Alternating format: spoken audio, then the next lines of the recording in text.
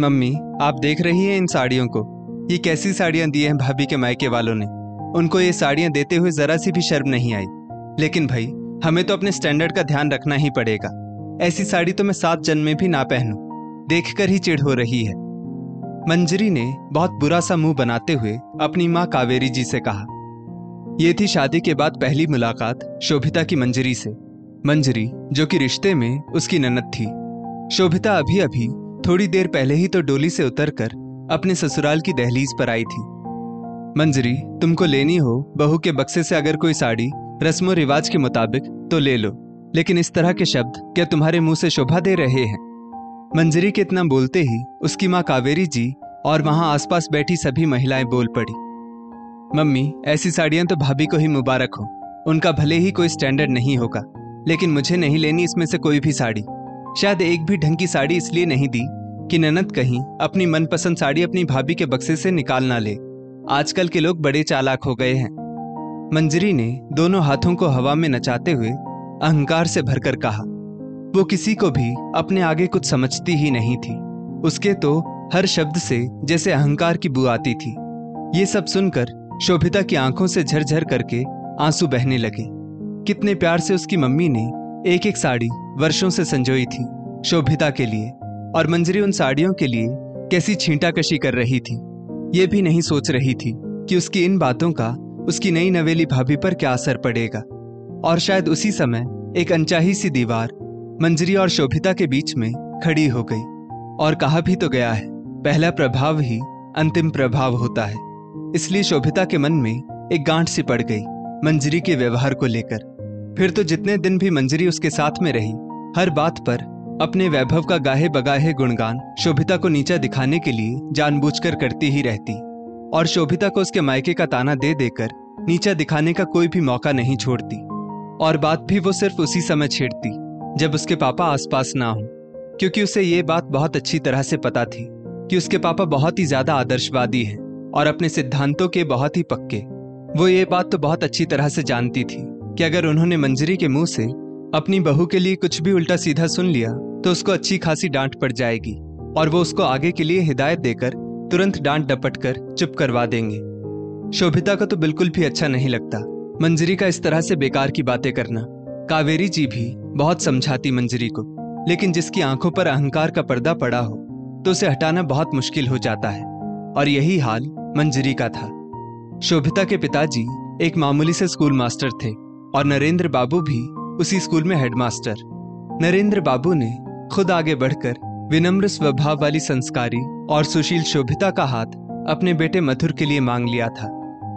जीवेश, मेरी एक दिली इच्छा है, कहो तो मैं तुमसे कहूं? नरेंद्र बाबू ने कुछ सकुचाते हुए अपने मित्र जीवेश से कहा।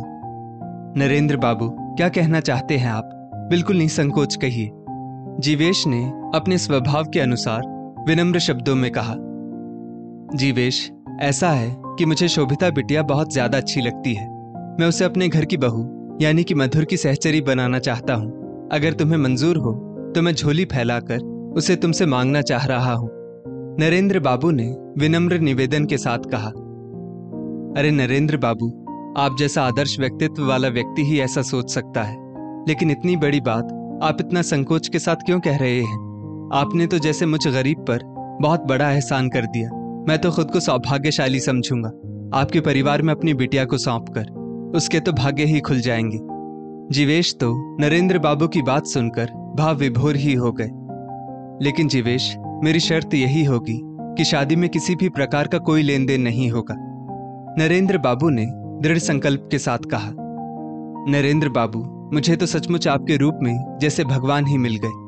कहाँ आजकल के समय में कोई भी अपने बेटे की शादी बिना लेन देन के करता है, वो भी हमारे जैसे परिवार में। जीवेश फूले नहीं समा रहे थे। जीवेश, मैं भी एक बेटी का पिता हूँ और मुझे बहुत अच्छी तरह पता है कि एक बेटी की शादी में उसके पिता को कितनी ज्यादा मुश्किलों का सामना करना पड़ता है। मैंने तो बहुत मजबूरी में अपने पुश्तैनी खेत खलिहान बेच बाच कर बेटी की शादी की, और उसी दिन प्रण कर लिया था कि अपने बेटे की शादी में एक पैसे का भी लेन देन नहीं करूंगा।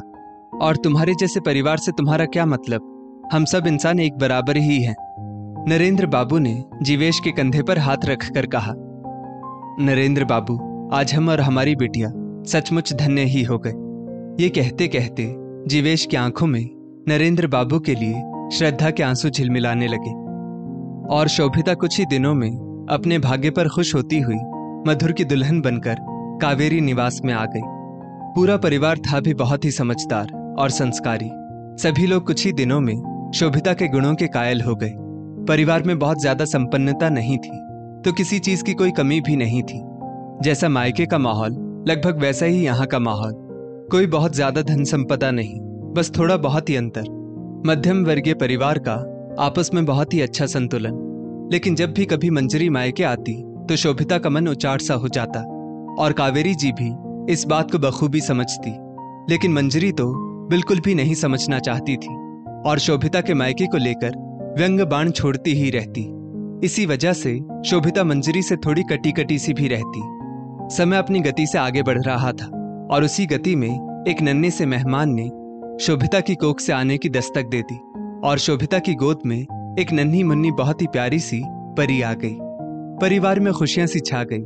अब तो नन्ही परी के आने का उत्सव भी मनाया जाना चाहिए और सभी ने विचार विमर्श करके एक छोटा सा उत्सव मनाने का विचार बना लिया और आज परी के जन्म के उत्सव का आयोजन था।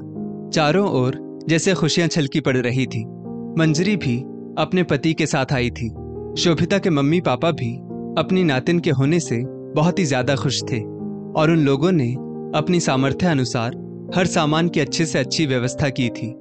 शोभिता के सास ससुर, ननद नंदोई और शोभिता मधुर और नन्ही परी के लिए कपड़े, परी के लिए ढेर सारे खिलौने, छोटी छोटी पायल और कमर की करधनी, सब कुछ बहुत हंसी खुशी संपन्न हो रहा था।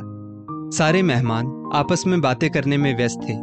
परी अपने बाबा की गोद में लेटी हुई मुस्कुरा रही थी और जैसे ही मंजरी ने देखा कि उसके पापा परी को कावेरी जी की गोद में देकर किसी जरूरी काम से बाहर निकल गए हैं, तभी मंजरी झट से आगे आई और शोभिता के मायके से आए सामान में मीन मेख निकालने लगी और उसके मायके वालों का मजाक उड़ाने लगी। सच बात है, शोभिता के मायके वालों को कभी भी अक्ल नहीं आएगी। ये क्या बिल्कुल छोटी सी करधनी, वो भी चांदी की, और कपड़े तो देख लो जैसे बाजार की सबसे सस्ती और छोटी दुकान से छांट कर लाए गए हो। पता नहीं कब समझेंगे ये लोग। इन लोगों को तो सामान देने की कोई समझ ही नहीं है। सामान तो मैं लाई हूँ, पूरा बाजार छांट छांट कर, एक से बढ़िया एक। हम लोगों की तो सचमुच किस्मत ही फूट गई है शोभिता भाभी को इस घर की बहू बनाने से। हमें क्या पता था कि उनका मायका इतना भी संपन्न नहीं कि ढंग से कपड़ों का लेन देन भी नहीं कर पाएंगे। मंजरी के शब्द इस समय तो बहुत ही ज्यादा कड़वे लग रहे थे और शोभिता तो वहीं पर बैठी सब देख सुन रही थी। आज उससे रहा नहीं गया और वो उठकर मंजरी के पास पहुंच गई। ननद रानी, अगर मेरा मायका संपन्न नहीं है तो फिर इसी निगाह से देखा जाए तो मायका तो आपका भी बहुत संपन्न नहीं है। हाँ, बस आपके ससुराल में आपके जैसी सुनाने वाली आपकी ननद नहीं है, शायद इसीलिए आप इतना ज्यादा कड़वा बोलती हैं। वैसे तो मैं ये बिल्कुल भी कहना नहीं चाहती थी, लेकिन आपने मुझे मजबूर कर दिया बोलने के लिए। हर माता पिता अपने बच्चे को दिल खोलकर लेना देना चाहते हैं और वैसे ही मेरे मम्मी पापा ने हर सामान अपनी हैसियत से बढ़कर ही दिया। लेकिन आपको तो बस उन सामानों में नुक्ताचीनी ही निकालनी आती है। अगर आपको कोई सामान पसंद नहीं है तो मत लीजिए, लेकिन इस तरह से किसी की बेइज्जती तो मत कीजिए। आप हमेशा मेरे मायके वालों को जलील करने का कोई भी मौका नहीं छोड़ती। आपको पता है, मेरे मम्मी पापा अपनी इच्छाओं को मारकर भी हमारे परिवार की खुशियों के लिए सामान संजोते हैं, जबकि यहाँ पापा साफ मना कर देते हैं उनको फालतू के रीति रिवाज निभाने के लिए। लेकिन फिर भी वो किसी मौके पर पीछे नहीं हटना चाहते। पर आपको उन सब बातों से तो कोई मतलब ही नहीं, बस कटु वचन बुलवा लो। शोभिता ये कहते कहते एकदम से हांफने लगी और उसका गला भर्रा उठा। उस समय और भी ना जाने क्या क्या कहती मंजरी शोभिता के मायके वालों को, लेकिन शोभिता ने सोचा कि अगर आज नहीं बोली तो फिर कभी नहीं बोल पाऊंगी और ननद रानी की हिम्मत मेरे चुप रहने से बढ़ती ही चली जाएगी। इसलिए शोभिता अपने मायके वालों का आत्मसम्मान बचाने के लिए आज बोल ही पड़ी। मंजरी बेटा, बिल्कुल सही कह रही है शोभिता। काश मैंने तुम्हारे मुंह पर उसी दिन ताला लगा दिया होता जिस दिन तुमने पहली बार शोभिता के मायके से आए हुए सामान की तौहीन की थी। तो मेरे घर की लक्ष्मी को आज तक इस तरह अपमान नहीं सहना पड़ता। लेकिन अभी भी देर नहीं हुई है। अगर तुम्हें अपना स्वभाव ऐसा ही रखना है तो तुम्हारे लिए इस घर के दरवाजे समझो हमेशा हमेशा के लिए बंद हो जाएंगे। क्योंकि मैं इस घर की बेटी के लिए इस घर की लक्ष्मी का अपमान नहीं सहूंगी। और हाँ, प्यार और सम्मान से रहना है तो इस घर के दरवाजे सदैव तुम्हारे लिए खुले रहेंगे। कावेरी जी ने भी मंजरी के अहंकार को समाप्त करने के लिए और अपनी बहू का सम्मान बचाने के लिए अपना निर्णय कठोर शब्दों में सुना दिया। ये क्या कह रही हो मम्मी तुम? आज भाभी के लिए तुम अपनी लाडली बेटी का अपमान कर रही हो। मंजरी ने तमक कर कहा। मंजरी, जब हमारे घर की बेटी लगातार हमारे घर की लक्ष्मी का अपमान करने की तरकीब सोचती रहती है तो एक बेटी को अगर आईना दिखा भी दिया तो उसमें कोई बुराई नहीं। आज के बाद फिर कभी हमारी बहू का या उसके मायके वालों का अपमान करने की हिमाकत मत करना, वरना बिल्कुल भी अच्छा नहीं होगा। कावेरी जी ने मंजरी को सख्त हिदायत देते हुए कहा। बिल्कुल ठीक कह रही है कावेरी। तभी नरेंद्र बाबू की भारी भरकम आवाज सुनाई पड़ी। बताओ, हमारे घर में ही हमारी बहू का अपमान होता रहा और मुझको कुछ पता ही नहीं चला। मंजरी, मैं कह रहा हूं, अभी के अभी अपनी भाभी से माफी मांगो, वरना घर के दरवाजे तुम्हारे लिए खुले हैं। मंजरी चुपचाप खड़ी रही। तभी नरेंद्र बाबू की आवाज फिर सुनाई पड़ी। तुमने सुना नहीं मंजरी? मैंने कहा शोभिता से माफी मांगो। अब तो मंजरी से कुछ भी बोलते नहीं बना और वो जैसे ही शोभिता के पास पहुंची और उसने हाथ जोड़ने चाहे, तुरंत शोभिता ने उसके हाथ पकड़ लिए। नहीं जीजी, आप माफी मत मांगी, क्योंकि आप बड़ी हैं और हमेशा ही बड़ी रहेंगी। लेकिन इस भाभी का भी कोई सम्मान है, बस इतना ध्यान रखिएगा।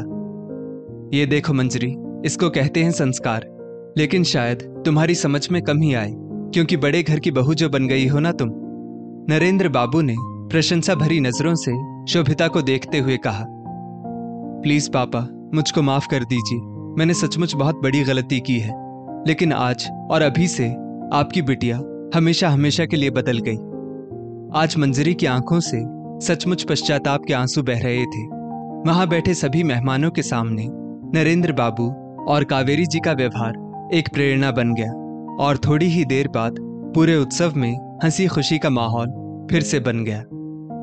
दोस्तों, इस स्टोरी को लेकर आपकी क्या राय है?